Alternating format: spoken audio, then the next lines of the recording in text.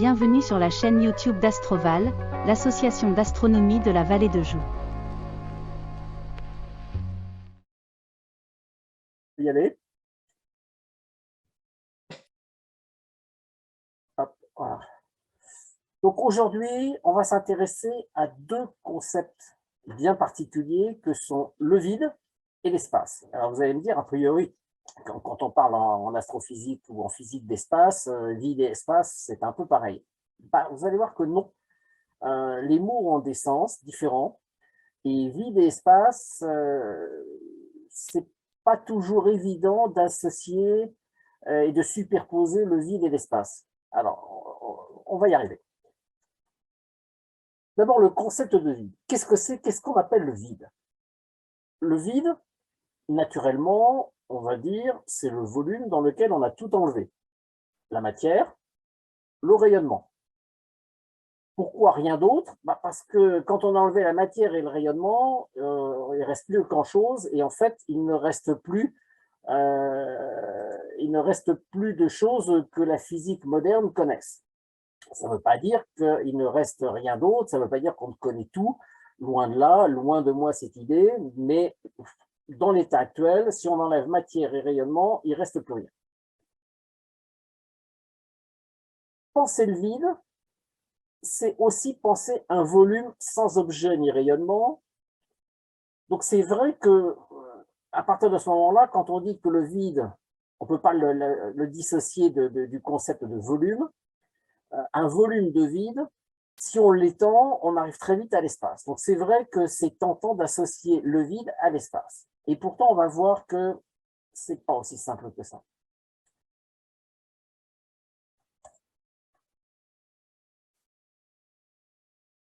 Alors, lorsqu'on a enlevé matière et énergie électromagnétique, qu'est-ce qu'il reste? Pour les Grecs, pour Aristote, il ne restait rien. La nature horreur du vide. Mais pour Aristote, le vide, c'était proche du néant, c'est-à-dire c'était vraiment le non-être complet. Et pour lui, si le vide était le néant, rien ne pourrait se propager dedans. Parce que si quelque chose, un objet quelconque, arrivait à se propager dans le vide, il y aurait contradiction. Un objet se trouverait dans le vide ne serait plus vide, et donc ce n'était pas possible. Pour Démocrite, c'était l'inverse. Démocrite était le fervent défenseur du concept d'atome, de petits grains de matière indivisibles et primordiaux. Et pour lui, comme ces grains de matière devaient être nécessairement sphériques, lorsque l'on colle les sphères les unes aux autres, il reste nécessairement des volumes entre les sphères. Et pour lui, ces volumes, c'était le vide. Et donc le vide existait bien puisqu'il était nécessaire à sa conception pour soutenir sa conception des atomes sphériques. Dans l'expérience de Torricelli, Torricelli est le premier à avoir, comment dire, représenté le vide, permettre de le voir, de l'appréhender, de l'identifier par nos sens, et notamment par la vue. Alors, je rappelle l'expérience de Torricelli. Torricelli a pris un tube de métal, enfin un tube de verre, pardon, un tube de verre, dans lequel il l'a rempli de mercure. Ce tube de verre faisait un peu plus d'1 mètre de longueur. Il l'a retourné sur une cuve de mercure et il a eu la surprise, mais il a vu que le mercure descendait d'une certaine hauteur pour laisser une hauteur de mercure qui était en gros de l'ordre de 76 cm. Donc ces 76 cm correspondent à la pression atmosphérique et pour lui, au-dessus du haut de la colonne de mercure, dans le volume qui restait, il ne restait rien puisque la colonne de mercure équilibrait complètement la pression atmosphérique. Il ne devait donc rien y avoir au-dessus du mercure, sinon sa théorie était fausse. Et comme son baromètre fonctionnait bien, effectivement, il a conclu, au-dessus de ma surface de mercure, il ne reste rien. Mais est-ce que c'était vrai? Est-ce que c'est vrai par rapport à nos connaissances actuelles? On sait que dans ce volume au-dessus de la colonne de mercure, il reste au minimum quelques atomes de mercure et quelques atomes résiduels d'impureté parce que le mercure, sous une atmosphère avec une pression nulle, va forcément libérer quelques atomes de mercure qui vont se trouver en suspension dans ce volume. Ça, c'est sûr. Maintenant, est-ce qu'il y a vraiment, il n'y a rien d'autre que ça? Ben non, il y a encore plein d'autres choses. La physique moderne dit qu'en dehors de la matière et du rayonnement électromagnétique, on va retrouver des fluctuations quantiques. Qu'est-ce que c'est que ces fluctuations quantiques? Ben, c'est un peu similaire à ce que pourraient représenter les vagues dans un océan.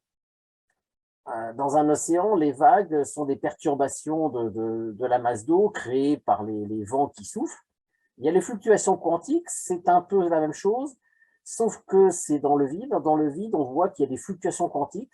C'est pas animé par rapport au vent, c'est intrinsèque complètement au vide. Ce vide contient des choses qui sont animées d'une certaine dynamique en permanence, et ces dynamiques créent des fluctuations quantiques. Et ces fluctuations quantiques, la physique les observe par la création de particules virtuelles. C'est-à-dire à chaque fois qu'il y a une fluctuation quantique à un endroit donné du vide, il y a création de particules virtuelles. Alors, qu'est-ce qu'on appelle des particules virtuelles? Une particule virtuelle, en fait, ce ne sont pas une particule, ce sont des couples de particules virtuelles, particules et antiparticules, qui sont créées, et on dit qu'elles sont virtuelles parce qu'elles vont être créées de façon très éphémère. Elles vont être créées pendant un temps tellement court qu'on ne va pas avoir le temps de les observer individuellement, mais on va pouvoir les voir quand même par les effets qu'elles procurent. Comment va-t-on faire? Par exemple, supposez qu'on considère un canon à électrons. Alors, un canon à électrons, pour ceux de ma génération, c'est assez facile, c'est un ancien poste de télévision dans lequel vous aviez une source d'électrons et qui envoyait dans le tube cathodique des jets d'électrons qui étaient déviés par des champs magnétiques et qui ensuite créaient des petits impacts sur l'écran qui créaient des points lumineux. Et ces points lumineux, ils étaient plus ou moins importants selon que on modulait l'intensité du flux d'électrons, ce qui permettait de créer des images. Et indépendamment de ça, les physiciens se sont intéressés à ce flux d'électrons, à ce jet électronique dans le vide. Ils ont créé donc un jet électronique dans le vide, pas du tout dévié par un champ magnétique, sans rien, simplement un jet d'électrons. Et ils l'ont observé. Et ils ont observé ce jet d'électrons et normalement, on était capable, bien sûr, de mesurer la charge de l'électron en mettant des détecteurs qui permettaient de mesurer la charge.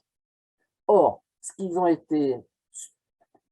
constaté, ils ont été très surpris de constater, c'est que la charge de chaque particule émise par le canon à électrons était légèrement inférieure à la charge prédite normalement par des électrons. Pourquoi? Pourquoi y avait-il un tel écart? Eh bien, c'était dû à un nuage de particules virtuelles qui était émis parce que le jet électronique créait des perturbations dans le vide, et ces perturbations dans le vide généraient des couples d'un espèce de nuage de particules et d'antiparticules, donc de particules virtuelles, autour de ces électrons, créant une espèce de brouillard autour qui modifiait la valeur mesurée des charges électriques. Donc ça, c'est une façon de mettre en évidence de façon claire et de façon nette et sans aucune hésitation possible la présence de ces particules virtuelles. Alors bien sûr, nous on ne les voit pas, ces particules virtuelles. Des couples de particules virtuelles, vous en avez dans la salle pour ceux qui sont dans la salle, vous en avez partout. On vit au milieu de ces particules virtuelles, on ne les voit jamais parce que d'abord leurs temps de vie sont très très courts et ensuite ce sont des particules donc de dimension tellement faible qu'on ne les voit pas. Par contre, elles ont des effets. Et ces effets, on les ressent cumulés parce qu'on peut les mesurer, mais bien sûr, nous, dans notre vie de tous les jours, on ne s'en rend même pas compte. Et pourtant, elles ont des effets. Ça, c'est sûr. Alors maintenant, la notion de vide va se compliquer lorsqu'on arrive au concept qu'a proposé Einstein, et qui est toujours en vigueur maintenant depuis les années 1905, qui est la notion d'espace-temps. Alors, qu'est-ce qu'a voulu dire Einstein par l'espace-temps? Je vous le rappelle, on en a déjà parlé, mais pour Einstein, l'espace-temps, c'est l'agglomération du concept de l'espace, des trois dimensions d'espace, avec une quatrième dimension, qui est la dimension temporelle, Et cette dimension temporelle va être considérée comme une dimension spatiale. Alors cette dimension temporelle, on va la ramener à une dimension spatiale en disant que la dimension spatiale qu'elle représente, c'est la vitesse de lumière que multiplie le temps, ce qui donne bien une distance. Et on va dire, l'espace, en fait, c'est un espace-temps qui est quadridimensionnel, et le temps, et ça c'est très très important, et on l'oublie toujours, on le néglige souvent, même dans les cours de physique, c'est que le temps est considéré comme Einstein comme une dimension spatiale. C'est-à-dire que pour lui, le temps séparé complètement de toutes les autres quantités, c'est une erreur. Il faut s'habituer à penser le temps comme une dimension spatiale, comme une dimension supplémentaire de notre espace, que nous ne voyons pas parce que nous n'avons pas les outils perceptifs suffisants pour le voir, mais néanmoins qui est vraiment une quatrième dimension spatiale. Et avec cet espace-temps à 4 dimensions, Einstein pose le fait que toute dynamique, en fait, se traduit simplement par des différents points avec cette nouvelle dimension qui est la dimension temporelle. Mais dans un espace-temps quadridimensionnel, la notion de dynamique perd un peu son sens, dans la mesure où tous les éléments se représentent comme des successions de points qui sont à un endroit donné dans l'espace-temps, et qui donc masquent complètement la notion de dynamique. Dans un espace à 3 dimensions, on peut toujours définir une dynamique, on peut toujours dire qu'effectivement, il y a un objet qui va se déplacer. Dans l'espace-temps, rien ne se déplace, tout est au présent. C'est-à-dire que le passé, le présent, le futur, il est. Rien ne se perd, rien ne se crée, ça c'est vrai. Et pour Einstein, rien ne se perd, rien ne se crée, parce que le passé, le présent, le futur, c'est en fait la même chose. Bon, on va faire refroidir un tout petit peu les neurones et on va avancer un petit peu. Les questions posées par tout ça. Les questions posées par tout ça, la première d'entre elles, bien sûr, mais alors à ce moment-là, quelle est la véritable nature du vide? Si le vide est animé de fluctuations quantiques, si le vide n'est pas rien, si le vide n'est pas l'absence de toute chose, qu'est-ce qu'il est? Est-ce qu'on peut définir sa nature? Et qu'est-ce que le vide par rapport à l'espace-temps? Est-ce que l'on peut dire que le vide, c'est l'espace-temps? Mais attention, si l'on dit que le vide, c'est l'espace-temps, ça veut dire que l'on assimile le temps également à la notion de vide. C'est-à-dire qu'on ramène le vide comme l'espace spatial tel qu'on le conçoit nous et tel qu'on le perçoit, mais ça veut dire que le temps et le vide sont d'un rapport extrêmement proche. Est-ce qu'on peut dire que le temps est lié au vide? Est-ce que le temps est une manifestation du vide? C'est assez compliqué cette chose-là, donc on va y aller doucement et pour l'instant on laisse la question en l'air et on va continuer. La question bien sûr sous-jacente à ça, c'est est-ce que ces deux concepts d'espace et d'espace-temps pourraient être en fait des apparences différentes d'un même objet plus fondamental. Autrement dit, est-ce que vide, espace et espace-temps ne sont pas en fait une seule et même chose, que l'on confond, que l'on sépare du moins, que l'on rend distinct l'un de l'autre parce que nos sens et notre système de perception fait que on les conçoit différemment. L'espace, on le conçoit.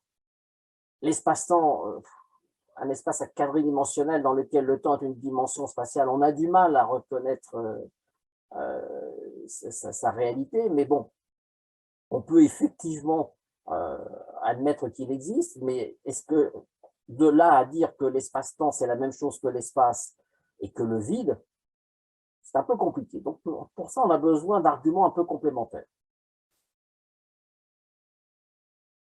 On va faire l'hypothèse quand même que le vide, l'espace et l'espace-temps, c'est la même chose. Supposons que ce soit la même chose. Quelles seraient les conséquences sur notre présentation du monde? Si l'espace-temps, donc l'espace et le temps, ne sont que des apparences du vide, ça veut dire que le vide, que l'on considère comme vide mais qui en fait ne l'est pas, le vide à ce moment-là devient une substance qui est la substance primordiale de notre monde.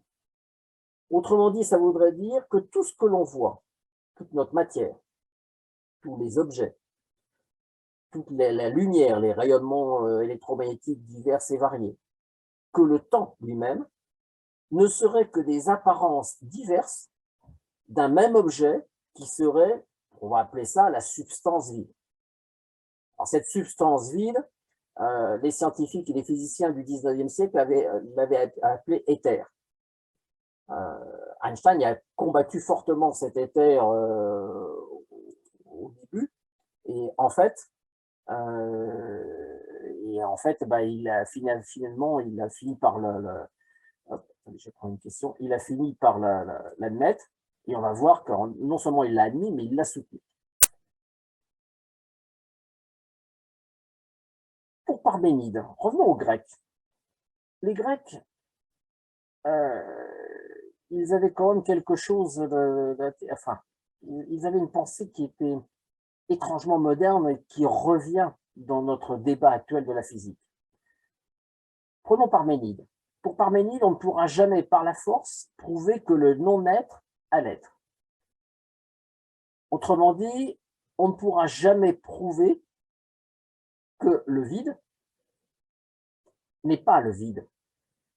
Que le vide, en fait, c'est l'essence de tout. Et pour Démocrite, la proposition doit être exactement inversée.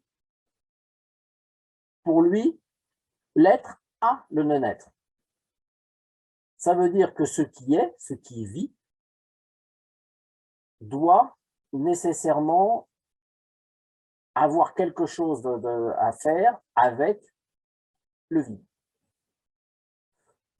C'est de la haute philosophie, je laisse aux philosophes le soin de disserter sur la question et d'en discuter.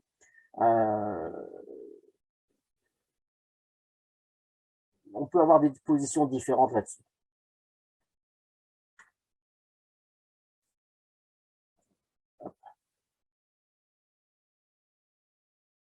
À partir du 19e siècle,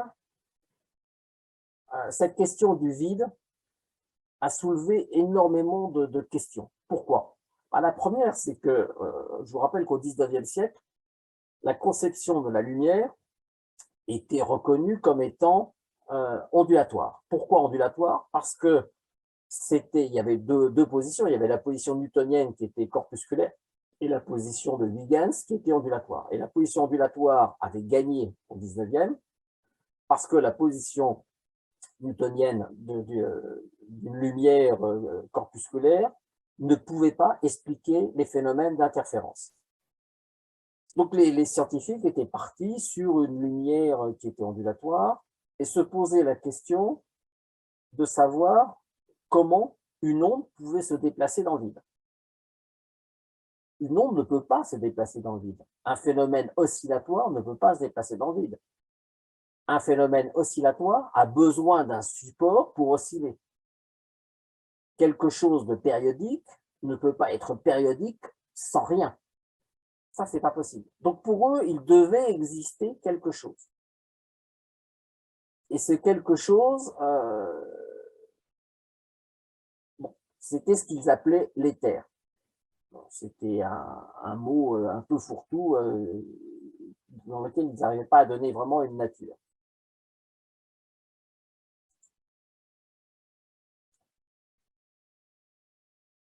Maintenant, si un volume ne contient rien, c'est-à-dire si l'éther n'existe pas, la perception de quelque chose qui ne contient rien, c'est un peu ce que se posaient certains scientifiques au 19e, si un volume ne contient vraiment rien, rien au sens philosophique du terme, c'est-à-dire l'absence de toute chose, on ne peut percevoir un tel volume que par ses limites. on ne peut rien percevoir à l'intérieur puisqu'il n'y a rien. Donc, on ne peut percevoir le vide que par son environnement. Par exemple, pour les tenants du vide, en observant le ciel, on observait effectivement les planètes, les étoiles, mais on n'observait rien entre deux, parce qu'entre deux, on supposait qu'il y avait le vide. Pour des physiciens comme Huygens et comme les tenants d'optique ondulatoire, on ne distinguait rien, mais ça ne voulait pas dire qu'il n'y ait rien du tout. La preuve, disait-il, considérer un grand espace d'eau, un lac, dont la surface est absolument lisse, il n'y a pas de vent, considérer que cette eau est parfaitement pure, on va quand même pouvoir voir les objets qui sont posés sur le fond du lac, on verra tout, mais on ne verra pas l'eau pour peu qu'il n'y ait pas du tout de perturbation. Donc ça ne change rien. Mais pour le vide, aucune lumière ne pouvait le traverser, parce qu'une lumière qui traverserait le vide, d'abord elle demanderait nécessairement une structure, et puis ensuite, si le vide était le vide, une lumière ne pourrait pas traverser le vide, parce qu'une lumière qui traverserait le vide, elle emmènerait son support pour pouvoir osciller. Ce n'était pas possible, il y avait contradiction, ça ne marchait pas. La question que vont se poser les gens du 19e vont se dire, oui, mais si le vide est une substance, ce vide qui est une substance, est-ce qu'il a quelque chose à voir avec la matière? Cette question-là ne sera pas traitée au 19e parce qu'elle dérange tellement de choses qu'elle va être laissée de côté. Au 19e siècle, les scientifiques vont se polariser uniquement sur la notion de vide substance, de vide éther.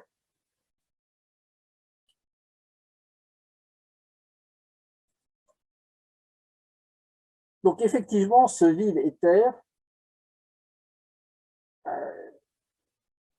il fallait prouver son existence. Et pour prouver son existence, comment faire? On ne pouvait pas le voir. On ne savait pas du tout s'il avait un effet quelconque. On pensait a priori qu'il n'en avait aucun, sauf qu'il servait de support, un peu comme l'eau. Quand on jette un caillou dedans, l'eau se déplace, enfin, va faire des vagues. Mais en dehors de ces vagues, l'eau ne joue aucun rôle par rapport à une onde qui se déplace. La seule possibilité que l'on pouvait avoir, c'était de voir un mouvement relatif de cet éther par rapport à nous. Et l'idée des scientifiques, c'était de dire si le vide est bien une substance, si le vide c'est bien cet éther que l'on décrit, alors il doit y avoir un mouvement par rapport à nous. Or, la Terre se déplace autour du Soleil. Donc, de deux choses l'une, ou l'éther est entraîné par la Terre, mais c'est contre-intuitif. Pourquoi la Terre entraînerait-elle l'éther et les autres planètes et le Soleil pas du tout? Ça paraît pas pensable. Donc, a priori, la Terre doit se déplacer dans cet éther en glissant sans frottement, sans rien. Et effectivement, on doit pouvoir voir un mouvement relatif entre cet éther, cette substance qui comporte, qui forme le vide, qui constitue le vide, et puis nous. Donc, on va essayer. Donc, ils ont essayé par des dizaines et des dizaines d'expériences. Il y a eu des livres entiers qui ont relaté ces expériences. Il y a eu plusieurs dizaines d'expériences qui ont été faites. Toutes ont été négatives. Toutes ont été négatives.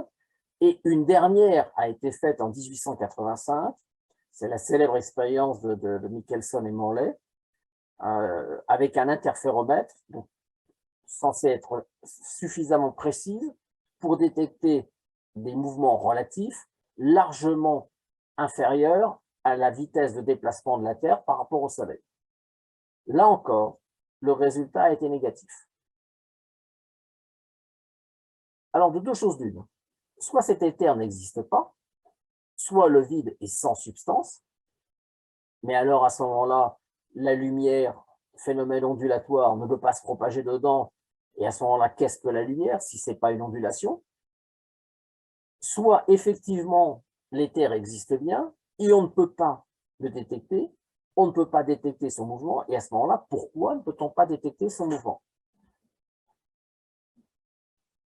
Lorentz va se pencher sur la question et émettre une hypothèse. Lorentz dit, si un corps se déplace par rapport à l'éther, il va être comme une espèce de compression par rapport à l'éther, donc il va s'enfoncer dans cet éther, il va se comprimer, et donc tout objet qui se déplace dans l'éther va subir une compression dans le sens de déplacement, tel que, effectivement, quand on fait le calcul, par exemple dans l'expérience de Michelson et Morley, à ce moment-là, ça annule la possibilité de détection d'un mouvement relatif, et on ne le verra pas. Pourquoi? Parce que cette compression masque complètement la présence de ce mouvement relatif. Et pour lui, cette contraction va interdire toute direction directe de l'éther. Donc ça, c'était la position à la fin du 19e siècle, 1886, pratiquement, 1887. Les scientifiques ne pouvaient pas admettre ça, parce que dire que quelque chose existe sans pouvoir le mettre en évidence, ce n'est pas dans les règles d'une scène physique. Une scène physique doit pouvoir prouver ce qu'elle avance. Sinon, une théorie qui n'est pas prouvable, qui n'est pas falsifiable, est une théorie qui doit être abandonnée. Donc, on en était là jusqu'au moment où, effectivement, Einstein va émettre son idée d'espace-temps qui rebat les cartes entièrement, qui change complètement la position.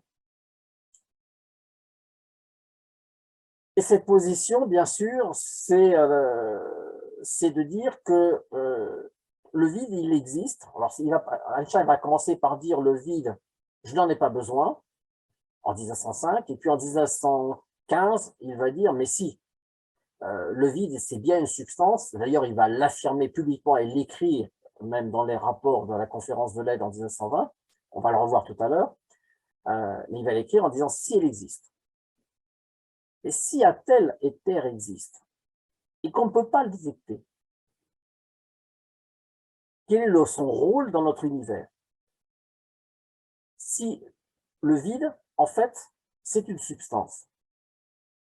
Si le vide est, comme Einstein le dit, une substance sans structure.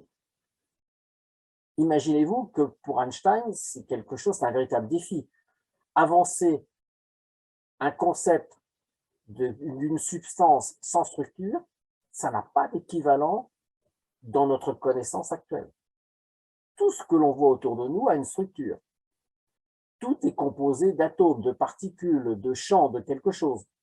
Or là, il dit, le vide, c'est une substance, mais une substance dénuée de toute structure. C'est quelque chose tellement énorme que même encore maintenant, beaucoup de scientifiques ont du mal à travailler avec ce genre de concept. Et pourtant, on y est obligé. Quel rôle pourrait jouer à ce moment-là dans notre univers? Quelle place pourrait-elle tenir ce vide sans structure? Si un tel vide substantiel existe,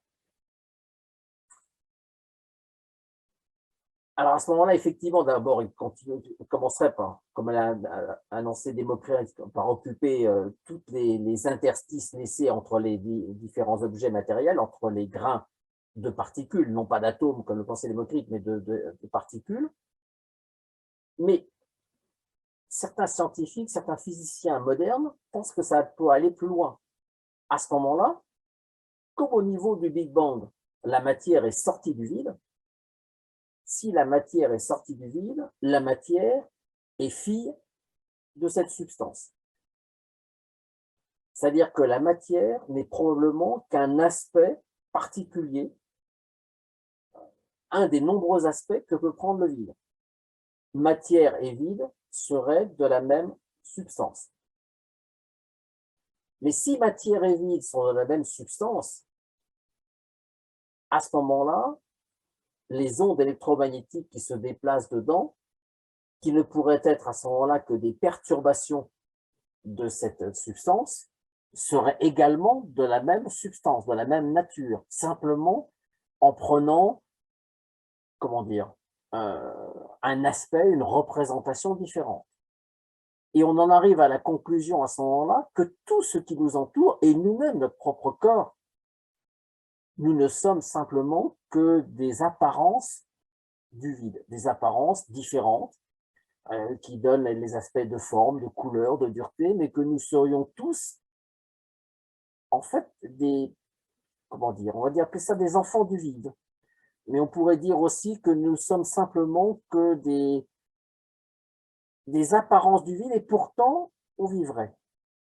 Donc ce qui voudrait dire, et c'est ce que pensent certains scientifiques, c'est dire que à ce moment-là, il faut peut-être séparer, et c'est la seule chose que l'on peut séparer, la vie du vide. Il y aurait le vide qui représenterait l'ensemble de toutes les structures matérielles, électromagnétiques, champs, etc.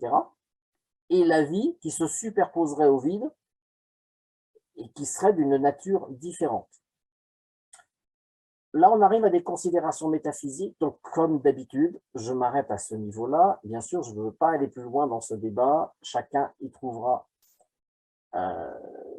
ce qu'il veut bien.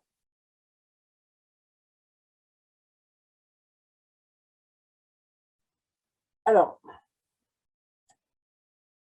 les éléments et les arguments pour soutenir cette hypothèse. Newton pensait que les planètes, les objets, étaient attirés à distance les uns par les autres, selon une force qui était le produit des masses divisé par la distance au carré. Mais pour Newton, il y avait un énorme problème, c'est qu'une action à distance nécessitait de façon certaine quelque chose, un médiateur, pour transporter cette énergie qui permettait d'attirer des corps. Or, pour lui, le vide existant étant bien l'absence de tout, empêchait cette action à distance. Donc, pour lui, il était bien sûr que cette action à distance vérifiait bien, était bien la bonne piste. Pourquoi? Parce que ces équations permettaient d'expliquer tous les mouvements des planètes, des satellites et tout ce que l'on connaissait à son époque. Donc, c'était bien la meilleure preuve que sa formule était juste.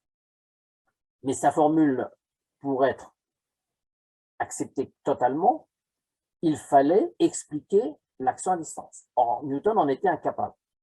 Et il a fallu attendre le début du XXe siècle, donc passer du XVIIe au XXe siècle, pour que Einstein explique cette action à distance, non pas comme sous forme d'une force, mais par une topologie de l'espace-temps.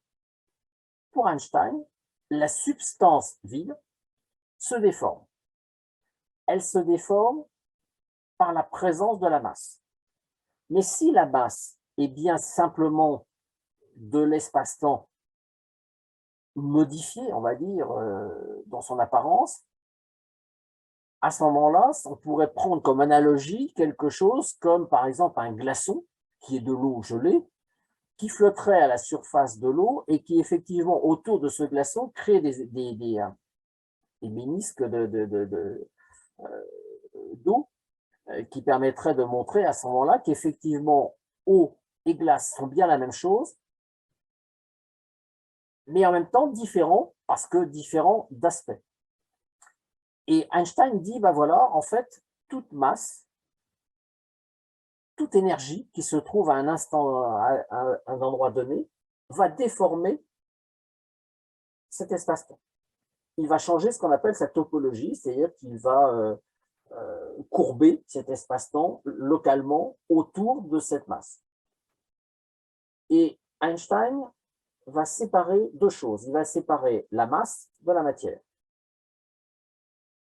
Pour lui, la matière, c'est bien quelque chose qui est lié au vide.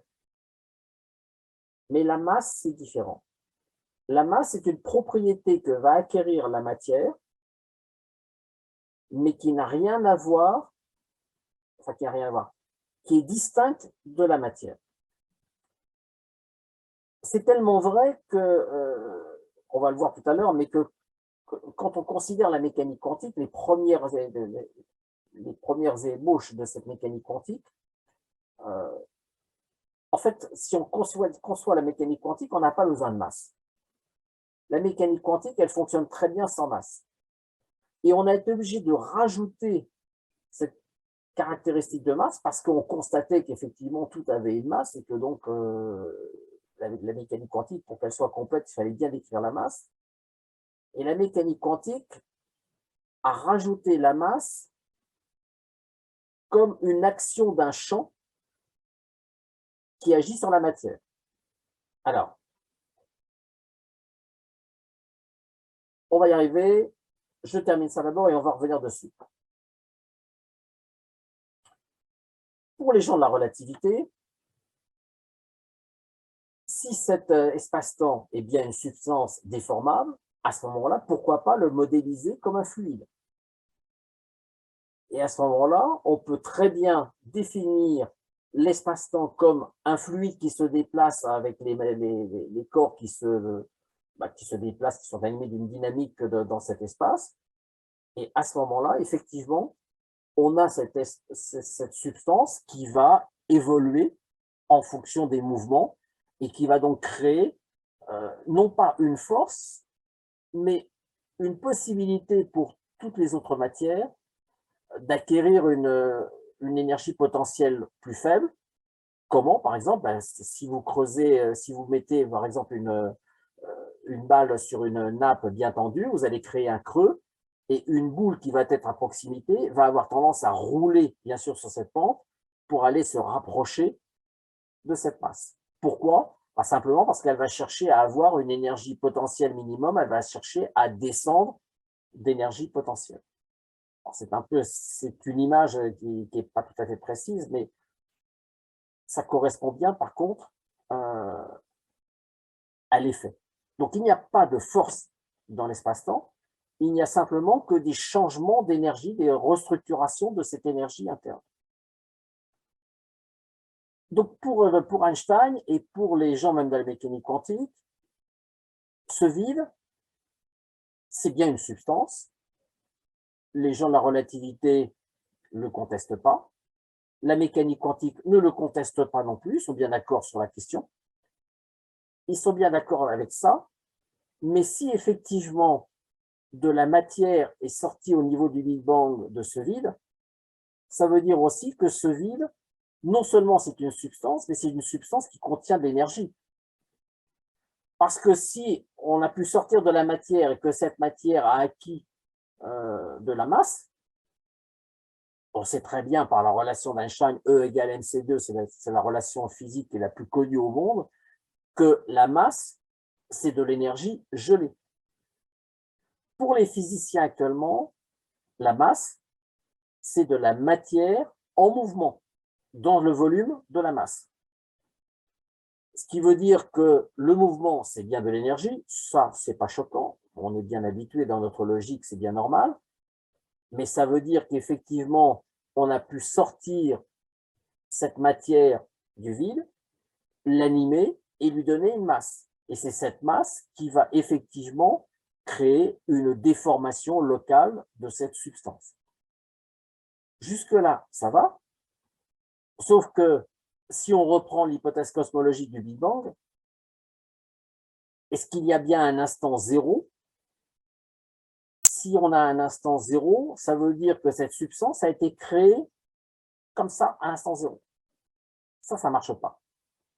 C'est pour ça que la plupart des gens avec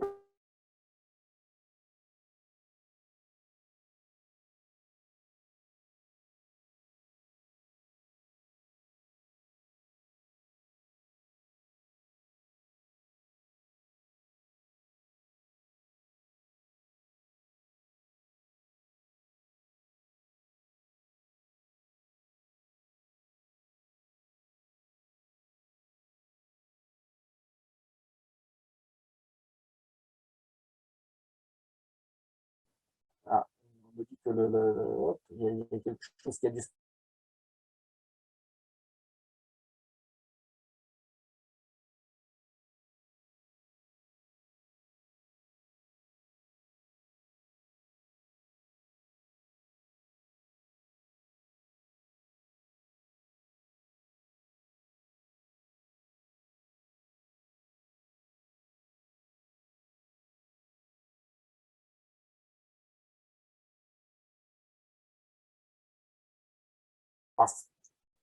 Parce qu'un mouvement est forcément lié à quelque chose que l'on peut suivre dans le temps. Or, comme on ne peut pas le suivre dans le temps, puisqu'il n'a pas de structure, et que toutes ces parties sont, il n'y a pas de partie, donc c'est un tout uniforme, on ne peut pas dire à ce moment-là qu'effectivement, il y a quelque chose de particulier.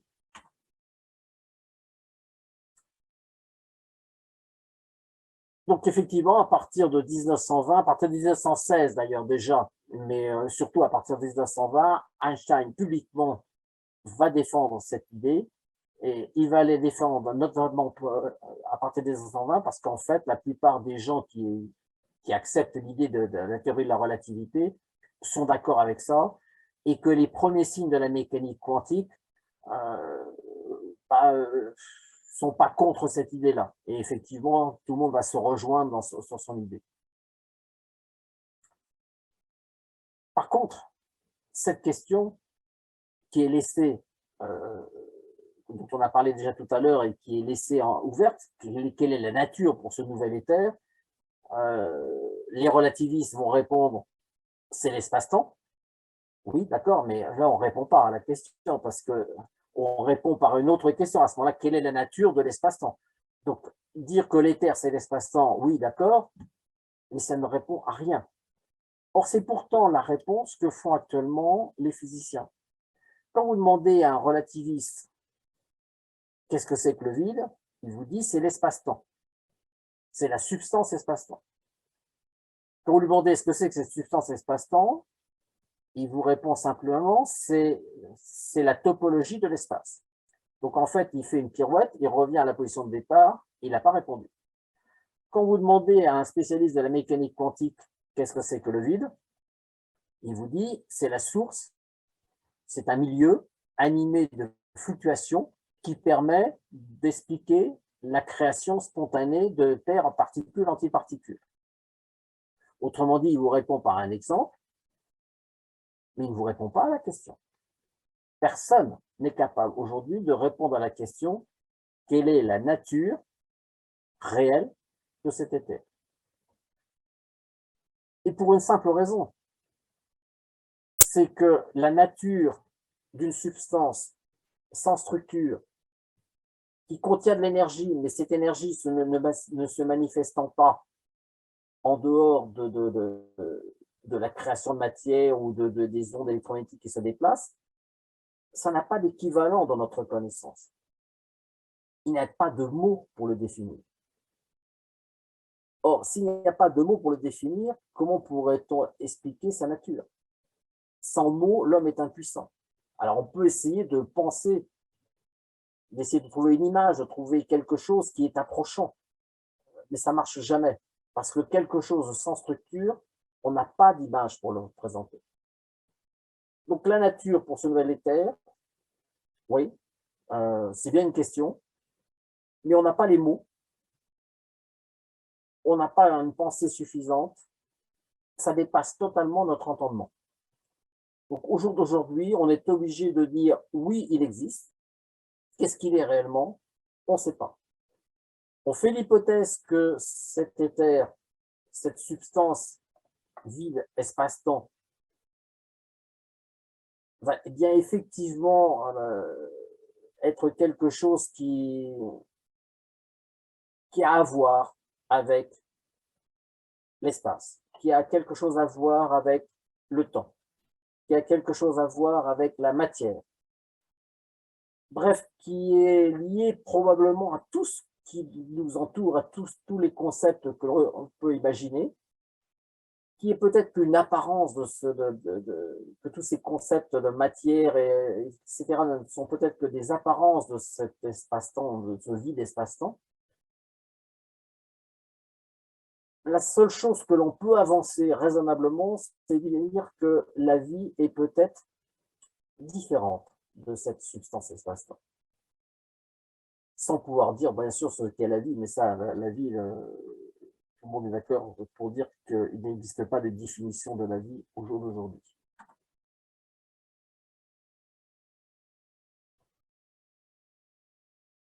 Donc c'est vrai que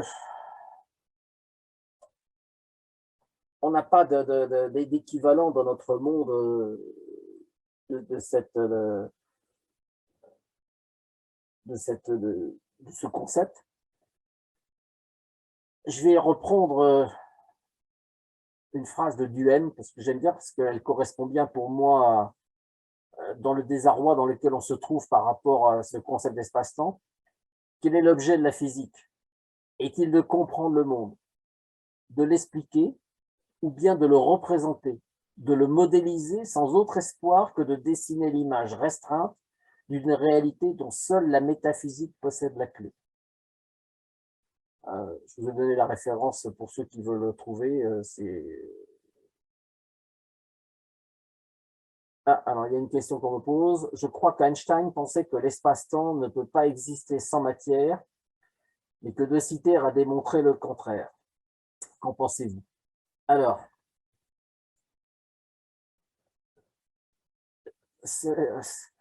pour répondre à cette question-là, je vais y répondre simplement, enfin simplement, non, pas simplement. De quel Einstein parle-t-on?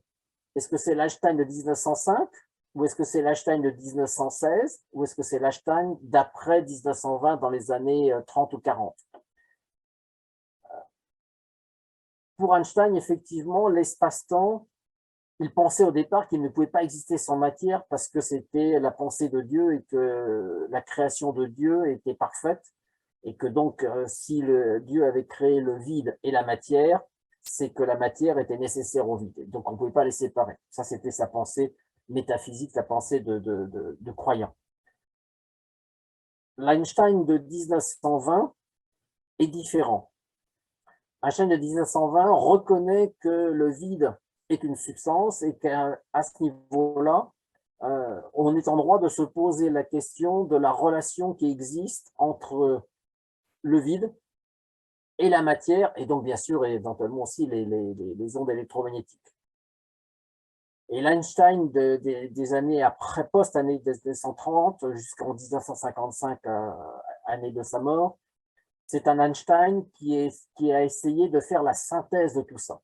C'est un Einstein qui avait l'impression que tout ça, en fait, était lié, que espace-temps, vide, matière, énergie électromagnétique, que tout ça était lié et qu'on pouvait peut-être les exprimer sous forme de champs généralisés. C'est sa fameuse recherche de champs généralisés qu'il va avoir jusqu'en 1955 sans trouver la réponse, mais avec des publications qui ont été beaucoup critiquées à l'époque et beaucoup discutées à l'époque. Il voulait se démarquer, bien sûr, de la mécanique quantique, des champs quantiques. Pour lui, il voulait montrer en fait que le vide, l'espace, le temps, la matière, tout ça, ça pouvait se décrire en termes de champs, que c'était la même chose, mais qui prenait des formes différentes et que tout ça, ça pouvait s'écrire sous forme d'une théorie mathématique de ce qu'il appelait les champs généralisés. Ce n'est pas du tout les champs quantiques, c'est un peu différent, mais il n'y est pas arrivé. Donc voilà. Donc oui, effectivement, De Sitter a montré le contraire, a montré que un espace vide pouvait imaginer, pouvait exister réellement, qu'il avait un sens. Et pourquoi pas, effectivement, si l'espace-temps est une substance, elle se suffit à elle-même. D'autant plus si cette substance est la mère de la matière, des champs électromagnétiques et de toutes sortes de choses. Si c'est effectivement la matière ne sont que des apparences ponctuelles et temporelles de cette substance, effectivement, oui, oui. Mais Einstein a beaucoup évolué dans sa pensée entre 1905 et 1955. Dans ces 50 ans qui l'ont occupé, effectivement, il a énormément évolué. Alors effectivement, un peu comme Duhem, je me raccroche à sa pensée. Duhem était un grand penseur et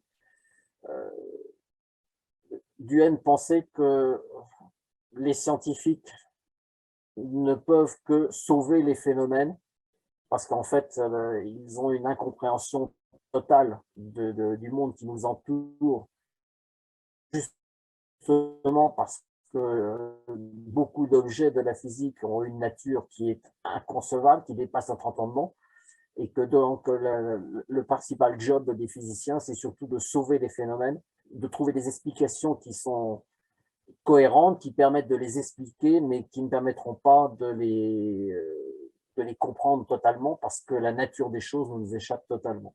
Je ne suis pas loin d'être d'accord avec lui. Je n'étais pas d'accord il y a 20 ans, mais maintenant, oui, on évolue aussi en vieillissant. Alors, bien sûr, revenons à toujours cette fameuse question. Et la nature de cet éther, de ce vide sans structure, qu'est-ce que ça pourrait bien être? Alors, on n'en a effectivement aucune idée. On ne peut pas penser un tel objet. Ça dépasse totalement l'esprit humain. Pourquoi ça dépasse l'esprit humain? Bon, pour une raison très simple, c'est que nous sommes nés à un moment donné, nous allons mourir à un moment donné, et entre les deux, on est plongé dans un environnement qui est fait de matière, de lumière, de champs électromagnétiques. Donc on va comprendre la matière, on va comprendre comment elle agit, comment elle réagit, quelles sont ses différentes formes, pourquoi il y a de l'air, pourquoi il y a de l'oxygène, de l'hydrogène, du fer, etc. Ça, on va comprendre. On est même là pour ça. On va essayer de comprendre effectivement les choses. On va en déduire un certain nombre de lois, de règles qui vont nous permettre de décrire des phénomènes que l'on peut créer. On va pouvoir créer de la technologie, on va pouvoir améliorer notre vie, augmenter sa durée, faciliter notre vie, enquiquiner les autres hommes aussi, détruire beaucoup de choses. Enfin, on va pouvoir faire des choses bien et des choses moins bien, voilà. Mais on va faire toujours des choses par rapport aux choses. On va toujours agir par rapport à ce que l'on perçoit, par rapport à nos interactions avec le reste du monde. Or, le reste du monde, on va interagir par deux choses, par nos sens, qui sont liés à la perception sensorielle, qui sont liés à la matérialité des choses, à la matérialité ou à la détection des choses, par la lumière. Par exemple, nos yeux détectent la lumière. Ils détectent donc les ondes électromagnétiques, ils sont construits pour ça, ils ont évolué pour ça, ils sont structurés pour ça, et encore très faiblement, puisqu'ils ne sont aptes à détecter ça que dans une gamme de fréquences extrêmement réduite. Et puis tout le reste, nos mains, notre corps, tout ça, on est apte à détecter toute interaction avec la matière, mais pas avec l'esprit, pas avec le vide. On n'a aucun moyen de nos sens qui sont adaptés à une interaction avec cette substance vide. Notre pensée peut-être, mais notre pensée, qu'est-ce que c'est? On ne sait pas trop.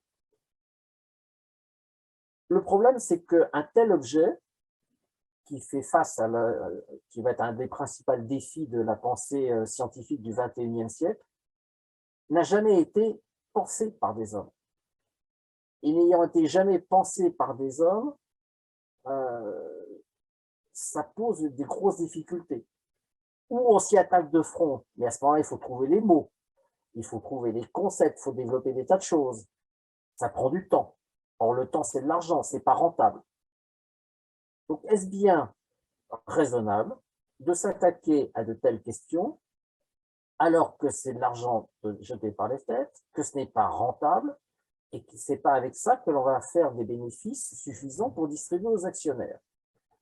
Est-ce que c'est bien intéressant de savoir quelle est notre substantialité, quelle est notre nature profonde, alors que ce n'est pas rentable? Il est peut-être préférable de détruire beaucoup de choses, de faire d'autres choses, de faire de l'argent à court terme. Pourquoi penser l'impensable? Pourquoi s'attaquer à des choses de ce type-là? C'est un peu le dilemme de l'astrophysique moderne. Quand vous voyez des Bezos, des Elon Musk qui vous parlent, qui vous disent, comme hier, Bezos a dit que dans 10 ans, on serait sur Mars. Oui, il y aura quelques personnes qui vont aller sur Mars, et puis après. Et puis après. Est-ce que ça va améliorer notre connaissance de la nature profonde du cosmos? Non. Par contre, ça va permettre d'exploiter les ressources minières de Mars. Ça, oui. Ça va permettre d'avoir des colonies. Oui. Et on sait ce que ça donne, les colonies. Ça va permettre de créer beaucoup de choses, beaucoup de progrès technologiques. Oui. Pour le profit de quelques-uns. Oui. Mais est-ce qu'on ne pourrait pas prendre un tout petit peu de temps pour essayer de comprendre la nature des choses? Ces termes qui ne peuvent pas être pensés parce qu'on ne peut pas les exprimer, parce qu'on n'a pas de mots. C'est une occasion unique peut-être d'y réfléchir, peut-être de se poser les bonnes questions sur la nature de la matière, donc la nature des hommes, et puis aussi la nature du vivant et la relation du vivant par rapport à cette substance, cette relation par rapport à notre espace-temps. Notre espace-temps, imaginez-vous que l'espace-temps, qui serait cette substance vide, notre espace-temps, ça veut dire que chaque point de cet espace représente 3 coordonnées spatiales, ça on y est habitué, et une coordonnée temporelle. Ça veut dire que tout phénomène passé, présent et futur se définit par un point dans cet espace-temps. Ça veut dire que nous qui évoluons depuis notre naissance jusqu'à notre mort, nous allons décrire un trajet dans cet espace-temps entre un point A de départ, avec une coordonnée spatiale et temporelle, et un point B d'arrivée, avec également une coordonnée spatiale et temporelle. Ça veut dire que si l'on représente l'homme dans cet espace-temps, on ne va pas le représenter comme un homme tel qu'on est actuellement, mais plutôt comme une espèce de gros ver qui va évoluer, qui va grossir, se déformer, etc., vieillir. Mais c'est une espèce de ver, une espèce de grand tube qui va évoluer dans cet espace-temps, mais qui est dans cet espace-temps et qui reste. Autrement dit, les instants de notre naissance jusqu'à l'instant de notre mort, nous sommes dans cet espace-temps, mais nous sommes en termes de présent. C'est à ça qu'Einstein était arrivé, c'est de dire que, oubliez la notion de passé, de présent, de futur, nous sommes. Nous sommes définitivement, nous sommes dans le présent. Il n'y a pas de passé, il n'y a pas de futur, il n'y a que le présent. Simplement, ce présent, on ne peut pas y avoir accès parce que nos moyens de perception ne nous permettent de percevoir que les 3 dimensions. Et cette dimension spatiale nous est étrangère à nos sens. Et donc, à ce moment-là, puisque elle nous est étrangère, nous ne voyons que ce qui est tout proche de notre instant présent. Donc, nous voyons l'homme, effectivement, comme quelque chose qui est limité. Derrière nous, il n'y a pas ce ver qui poursuit dans le temps. Nous sommes une figure, nous sommes une projection à un instant donné. C'est un peu comme une boule, si vous voulez, une boule dans un espace. Si elle est éclairée sur le sol, sur une surface plane, sur une surface à 2 dimensions, vous allez créer un cercle, un disque, qui va évoluer sur cette surface plane en fonction du temps. Et là, vous allez voir ce disque placé. Mais si effectivement, vous regardez la boule est différente du cercle. La boule est beaucoup plus primordiale par rapport à ce cercle. C'est un peu pareil à ce moment-là pour nous, mais ça ne résout pas la question de dire qu'est-ce que c'est que le vivant. Le vivant, on voit bien à ce moment-là, et c'est ce qu'Einstein disait, c'est que le vivant n'est pas la même problématique, n'est pas la même question que le vide. Le vide espace-temps régit le vide, l'espace, la matière, les champs électromagnétiques et le temps, pas la vie. La vie est autre chose, la vie est séparée de cet espace-temps. Maintenant, il y avait une autre question qu'Einstein se posait. Comment un tel objet, je parle bien sûr de l'espace-temps, de cet éther, je veux dire, comment cet éther sans énergie, stable, invisible, est-il capable de fournir de l'énergie?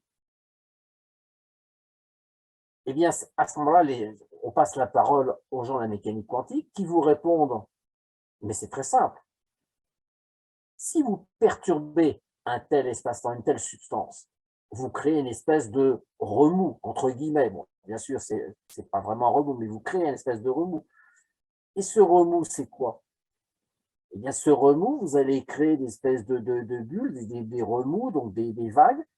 Et ces vagues, ça va créer ces couples de particules-antiparticules qui vont se créer le temps que la vague se dissipe, et puis ensuite, ça va être réabsorbé. Autrement dit, quand vous êtes sur l'océan et que vous êtes sur une mer d'huile, vous êtes sur un bateau, un petit bateau, pas un bateau de croisière, pas ces gros monstres, une barque.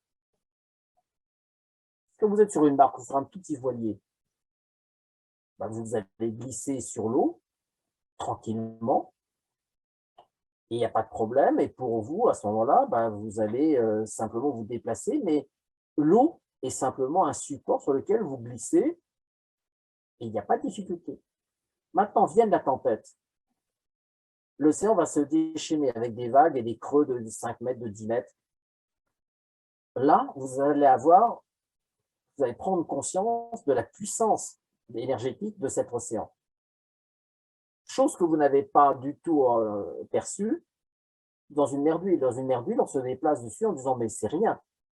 Alors que quand l'océan se déchaîne sous une tempête, c'est quelque chose de terrifiant. Ça peut broyer des bateaux, faire effondrer des falaises. Enfin bref, ça a une énergie colossale. Eh bien, imaginez-vous, c'est ce qu'a expliqué Einstein, que cette substance vide, c'est quelque chose d'énergétique également, très énergétique, mais dans le cas normal, il ne se passe rien. Alors, je vais pouvoir sauter ça parce que ça, j'en ai pas besoin. Cette énergie du vide. Cette énergie du vide, c'est une grande question qui a secoué beaucoup les relativistes et les quanticiens. Les gens de la mécanique quantique vont dire l'échelle de grandeur qui nous est la plus applicable pour nous, c'est l'échelle de Planck. Ils vont se livrer à un calcul en disant, ben, si on prend l'échelle de Planck, la plus petite, ce qu'on appelle la distance de Planck, on peut considérer qu'une fluctuation quantique se passe dans un volume, dans un cube, qui se passe dans une échelle de Planck. Et à ce moment-là, ils vont faire un petit calcul et ils vont arriver à une densité d'énergie du vide qui est de 10 puissance 114 joules par mètre cube. Je ne sais pas si vous vous rendez compte, mais c'est absolument colossal. Dans un centimètre cube, vous avez plus que l'énergie totale nécessaire à l'expansion de l'univers. C'est-à-dire que nos besoins énergétiques, là, ils sont largement comblés. Même pas dans un centimètre cube, dans un millimètre cube, vous avez de quoi faire tenir la Terre pendant plusieurs milliards d'années. Ça, c'est le calcul, l'estimation des gens de la mécanique quantique. Les gens de la relativité vont se dire, mais nous aussi, on peut faire ce même calcul, et on va faire ce calcul, et à ce moment-là, on arrive à une densité d'énergie de vide qui est de 10-11 joules par mètre cube. C'est-à-dire une densité extrêmement faible. Ce qui a comme conséquence de créer un léger écart entre les deux théories qui est d'un facteur 10 puissance 125. Un écart de 10 puissance 125, c'est-à-dire un 1 avec 125 zéros derrière, c'est plus une erreur de mesure, c'est plus une erreur d'interprétation, c'est un immense éclat de rire, c'est juste pas possible. Un étudiant qui vous met un écart de 10 puissance 125 dans une copie d'examen, il est viré. Il a 0.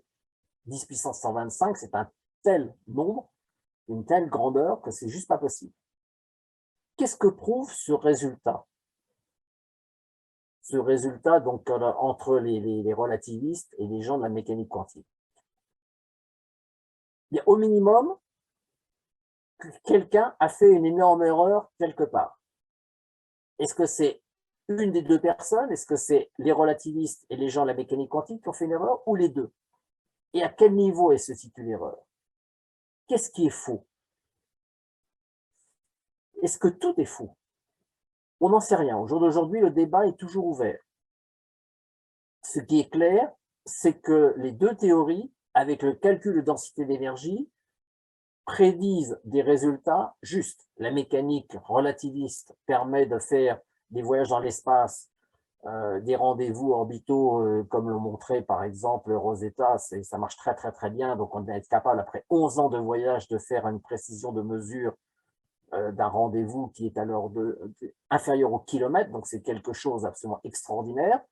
La mécanique quantique est capable d'arriver à une précision de l'ordre de 10 à 15 décimales dans ses calculs. Donc les deux semblent être justes. Et pourtant, l'écart entre les deux est tel qu'on ne comprend pas. Donc là, il y a visiblement quelque chose qui échappe aux deux, et aux relativistes et aux gens de la mécanique quantique. Il y a quelque chose de faux, ça c'est sûr.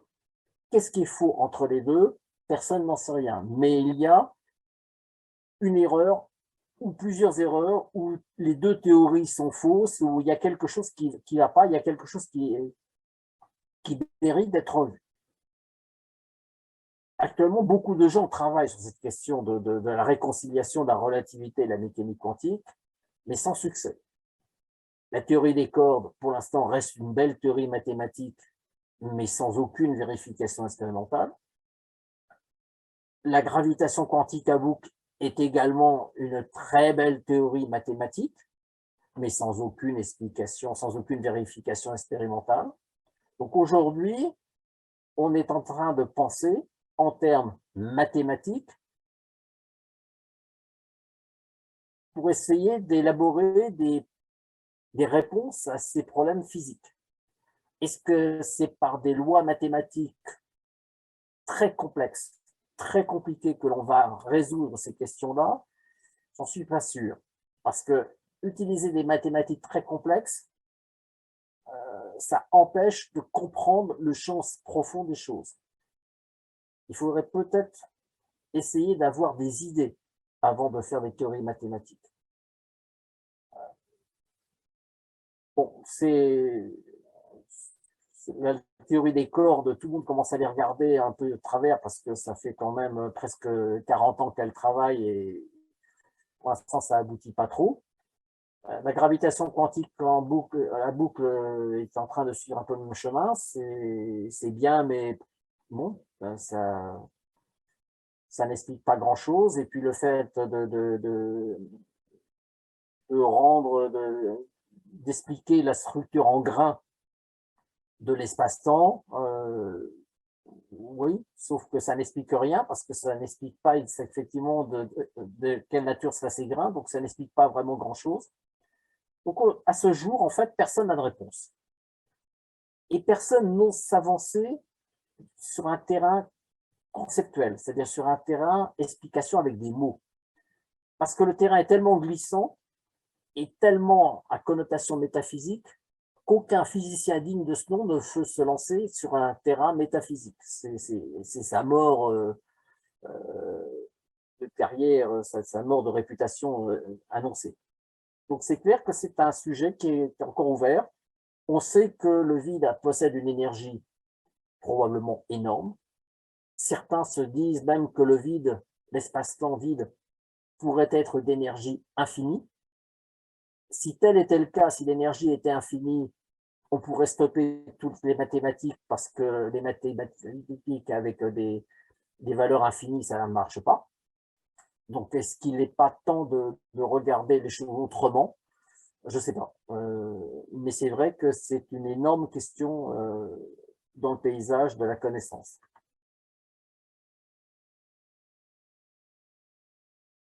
On peut se poser d'autres questions d'ailleurs sur ce vide espace-temps.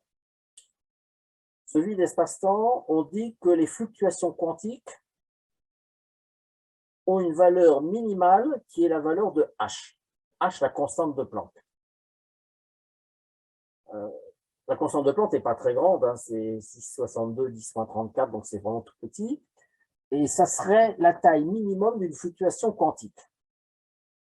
Et selon la mécanique quantique, ça marche bien. Toutes les prévisions qui sont faites à partir de H donnent des résultats qui sont non seulement en accord avec les phénomènes observés, mais dont les valeurs prédites sont d'un accord avec les valeurs mesurées, avec une précision absolument inouïe. On peut arriver, dans certaines mesures, à des 10-20 de précision. Donc, c'est quelque chose d'extraordinaire. Le problème, c'est qu'on ne sait pas vraiment ce que c'est que cette constante H. Pourquoi les quantifications, pourquoi les fluctuations quantiques seraient-elles de valeur minimum de H? Pourquoi une valeur minimum dans ces fluctuations? Les vagues sur un océan n'ont pas une fluctuation minimale. Les vagues, elles peuvent commencer par pas grand-chose et puis ensuite varier de façon continue jusqu'à des grandes vagues. En mécanique quantique, non. C'est toujours des multiples de H. On ne sait pas trop pourquoi. Ça, c'est une des questions de la mécanique quantique qui n'est pas comprise. On ne sait pas pourquoi il y a des quantifications, pourquoi il y a des quantas dans ces fluctuations. Et dans ce quanta, c'est toujours un nombre entier de fois H. Entier ou demi-entier de fois H. Ce que l'on sait simplement, c'est que si on agite un petit peu, si on perturbe ce vide, par exemple en mettant un champ magnétique dans le vide ou en mettant un champ électrique dans le vide, à ce moment-là, on va créer l'émergence de couples de particules, par exemple, E plus et E moins, ce n'est pas uniquement ceux-là, mais c'est les plus probables. E plus et E moins, c'est-à-dire des électrons et des anti-électrons, des positrons, c'est les plus probables, mais ce n'est pas les seuls possibles. On a observé aussi des protons et des antiprotons avec des perturbations un peu plus fortes. Donc, pourquoi ça? Pourquoi le vide peut-il générer de la matière et même des charges électriques? Quel est le lien entre les charges électriques et le vide? Est-ce que les charges électriques auraient également un lien de nature avec le vide? Si charge électrique, matière, masse, champ, tout a un lien de nature avec le vide, ça veut dire que le vide est vraiment la substance unique, la réalité unique. Et pourquoi cette réalité unique échappe-t-elle complètement à nos systèmes de perception? Ça, c'est une réponse, c'est une question sans réponse au jour d'aujourd'hui. Donc, quelle pourrait être à ce moment la nature de la matière et de ses charges? Alors, des physiciens actuellement disent que la matière, c'est une forme d'espace-temps, un volume d'espace-temps qui serait en forme, en quelque sorte, gelé. Et que la masse, ce serait simplement la mise en mouvement de cet espace-temps sous forme un peu tourbillonnaire à l'intérieur de ce volume. Mais à ce moment-là, si ce raisonnement est juste, quelle serait la nature des charges électriques? On ne sait pas. On ne sait pas. C'est quelque chose, c'est une question posée, on ne sait pas.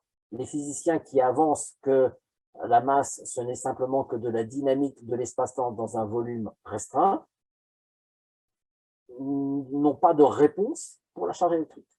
Alors que la charge électrique a bien un lien avec l'espace-temps vide, puisqu'on est capable de faire surgir des couples électrons-positrons de cet espace-temps. Donc il y a bien un lien de nature, forcément. Alors cette constante H, elle a la dimension d'une action. Alors une action, je vous rappelle que là je vous l'ai mis sous format un peu simplifié, c'est le produit, ça a la grandeur de produit d'une masse par une vitesse par une distance. Est-ce que les actions seraient quelque chose de plus fondamental que l'énergie, que la force ou l'impulsion?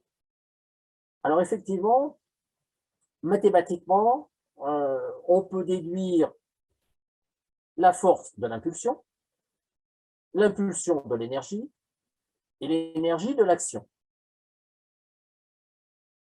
Du point de vue mathématique, s'entend. C'est-à-dire que du point de vue formalisme mathématique, on peut lier l'action à l'énergie en disant l'énergie découle de l'action, est une conséquence de l'action.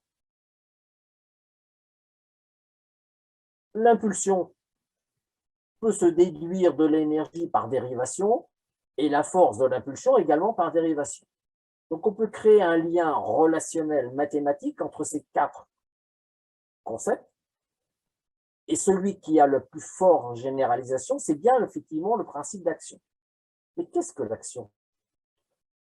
Pourquoi le produit d'une masse par une vitesse par une distance? Ben ça, si vous avez la réponse, je transmettrai à qui de droit. Il y a pas mal de gens qui seraient intéressés par cette réponse-là. Pourquoi l'action est-elle plus fondamentale que les autres? Mathématiquement, elle semble effectivement être plus fondamentale. Mais pourquoi cette action? Pourquoi le produit d'une masse par une vitesse par une distance? Alors, une masse, c'est de l'énergie. Par une vitesse, c'est une dynamique de cette énergie. Et par une distance, c'est-à-dire que ça traduit cette énergie sur un espace donné, sur un volume donné. Est-ce que l'action pourrait s'expliquer comme quelque chose, comme un lien entre cette substance vide, qui est la mère, qui serait la mère de la matière, donc de la masse, donc de la vitesse parce qu'elle serait liée à l'espace-temps, qu'elle serait génératrice de l'espace-temps, et donc génératrice de l'espace-temps, elle donnerait tous les points temporels et spatiaux, donc de vitesse et de distance aussi.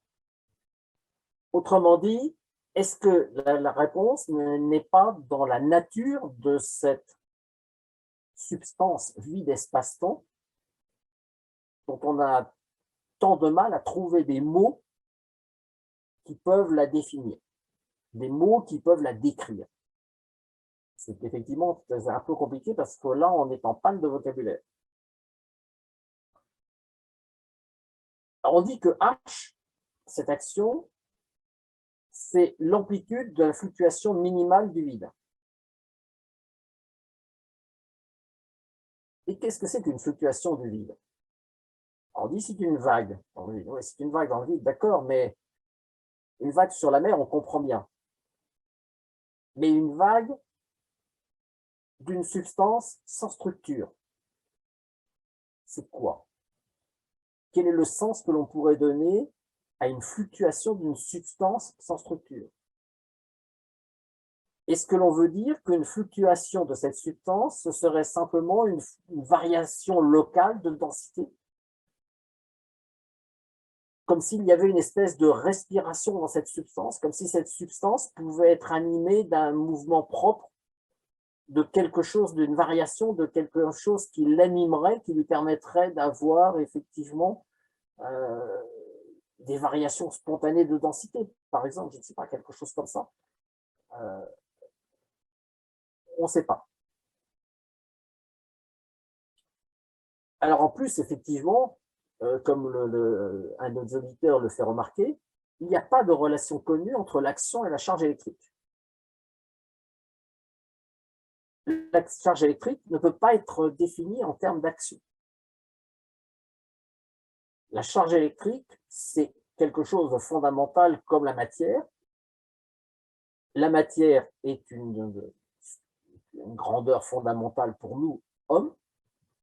La charge électrique en est une autre. Mais la charge électrique, on a vu comme ça pouvait sortir spontanément du vide, ça a quelque chose à voir, ça a un lien de nature nécessaire avec cette substance vide. Donc là, cette fois-ci, on est en dehors du problème de l'action. La charge électrique a bien également un lien avec le vide, sans passer par la case fluctuation du vide.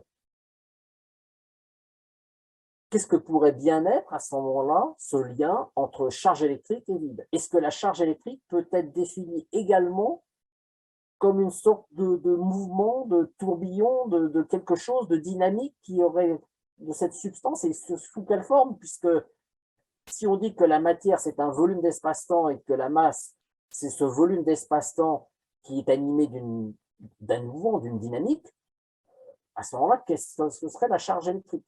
On ne sait pas. Il n'y a pas d'idée sur la question. Alors, toutes les idées sont bonnes. Si vous en avez des idées, n'hésitez surtout pas à m'envoyer un mail.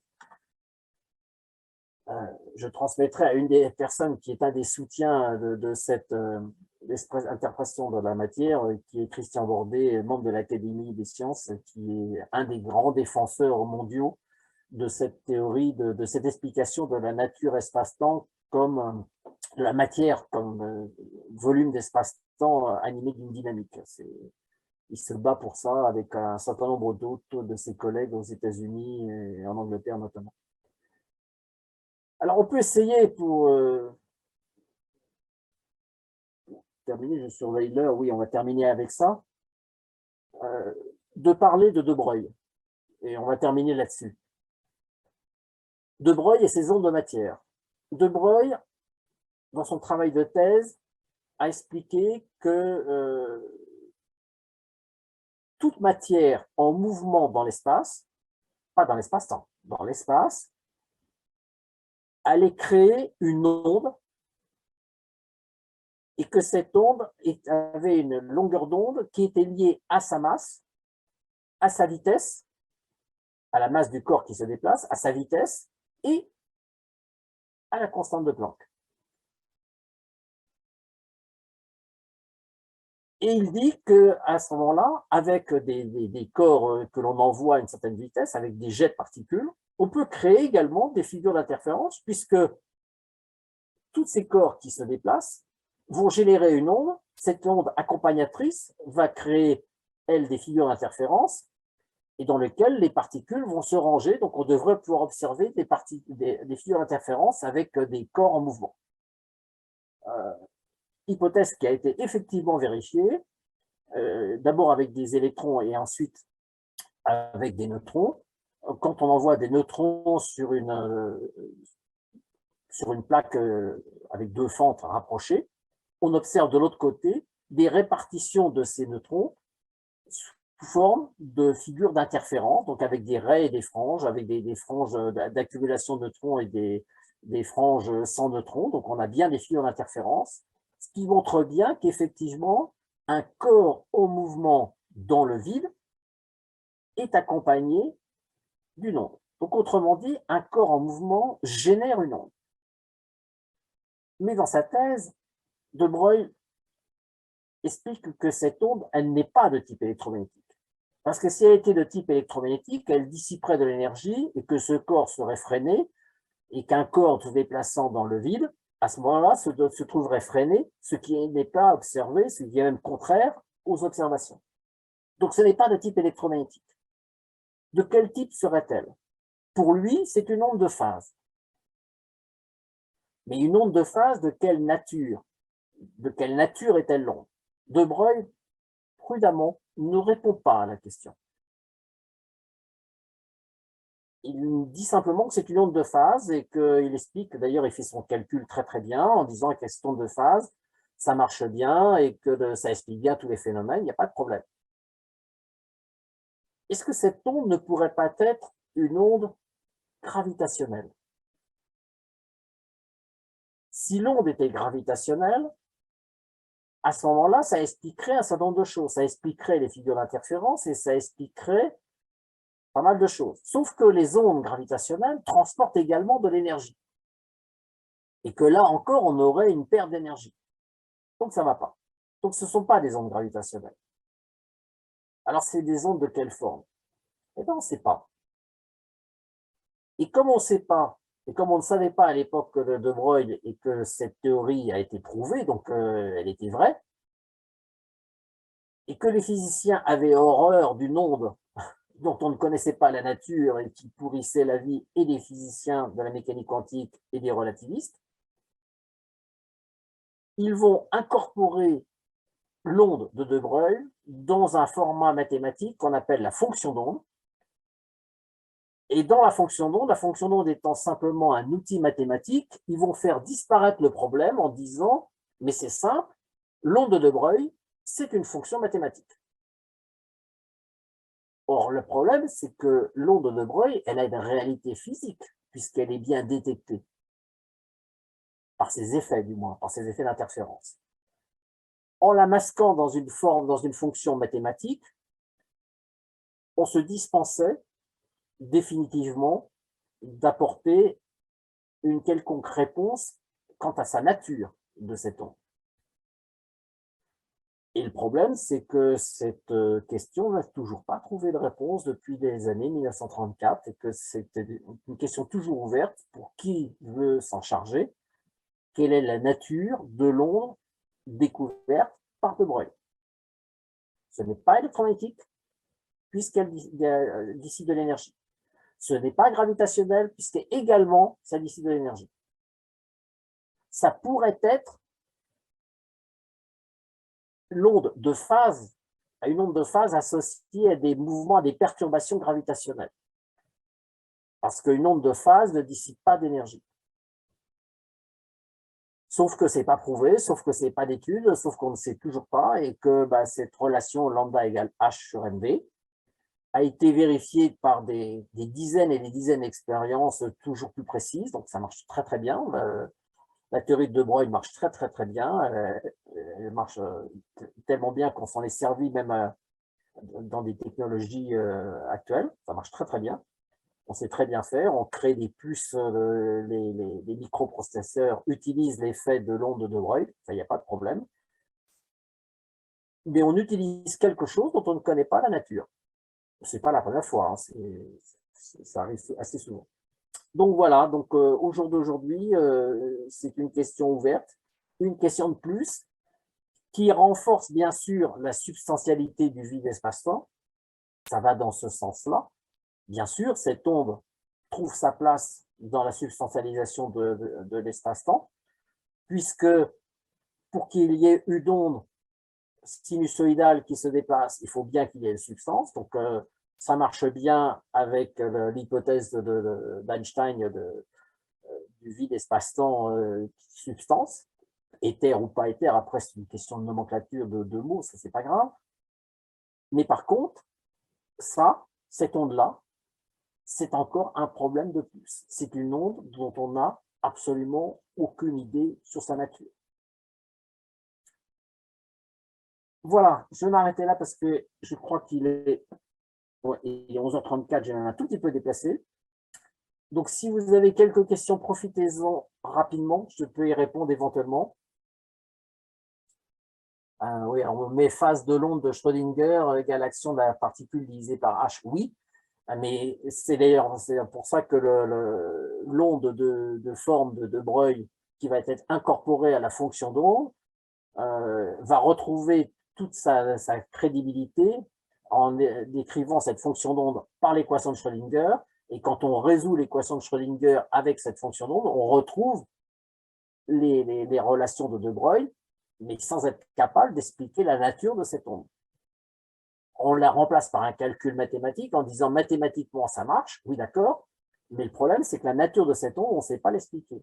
C'est vrai, mais cette onde est un effet collatéral de cette équation de Schrödinger, et que c'est un effet réel, puisqu'elle est détectable.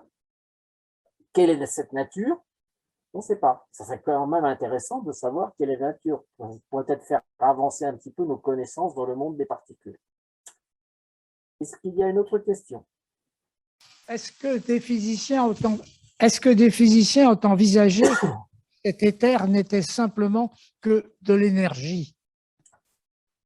Oui, bien sûr. Einstein, le premier, l'a envisagé. Le problème, c'est remplacer l'éther, donc la substance vide, par l'énergie. C'est remplacer un concept dont on n'est pas capable de définir la nature réelle, la substance vide et l'espace-temps, on n'est pas capable d'expliquer sa nature, par l'énergie.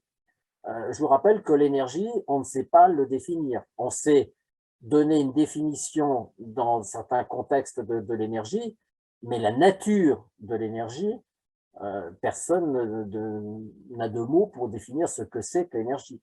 On peut dire que l'énergie, ça correspond au mouvement, on peut dire que l'énergie, ça correspond à une modification d'état, on peut donner des tas de définitions de l'énergie sans être capable d'expliquer ce qu'est réellement la dynamique des choses. Une dynamique nécessite quelque chose, nécessite une modification. Pourquoi une modification peut-elle exister? La meilleure preuve, c'est que si vous considérez l'espace-temps, dans l'espace-temps, tout est figé. Tout est figé puisque tous les phénomènes sont définis par des instants différents. Donc, il n'y a pas de dynamique. La dynamique se traduit par simplement des états à des différents points spatiaux et temporels. Donc, dans l'espace-temps, tout est figé. Il n'y a pas de dynamique. Donc, voilà. Donc, est-ce que, par exemple, cette onde de Broglie ne serait pas, par exemple, quelque chose qui viendrait de cet espace-temps mal compris, parce qu'on n'a peut-être pas très bien compris ce qu'est la nature de ce vide espace-temps. C'est peut-être un problème conceptuel un peu plus compliqué. Et je ne l'ai peut-être pas très bien présenté, enfin, c'est la présentation que tout le monde utilise, mais est-ce que les physiciens en général le présentent peut-être pas mal, ce qui interdit d'avancer des hypothèses sur des explications? Ou est-ce que simplement notre pensée est trop limitée? Est-ce qu'il ne faudrait peut-être pas qu'on ait une pensée un peu plus large? Je ne sais pas. On est de toute façon dans les limites de notre connaissance, ça c'est sûr.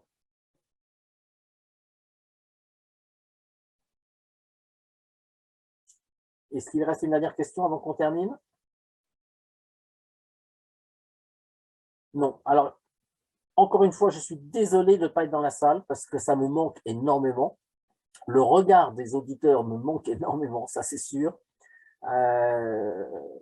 Mais bon, Omicron est quand même méchant, donc restons prudents. Et j'espère que tout le monde, chacun d'entre vous restera prudent par rapport à ça. Je vous souhaite une très belle journée. Et la prochaine fois, on se retrouvera également en distanciel. Je pense qu'à partir après les vacances de février, les choses sont peut-être différentes. Donc, si les conditions sont différentes, je reviendrai bien évidemment dans la salle parmi vous. Voilà. En attendant, je vous souhaite une très très belle journée à tous. Merci beaucoup. Et comme d'habitude, je vous envoie la conférence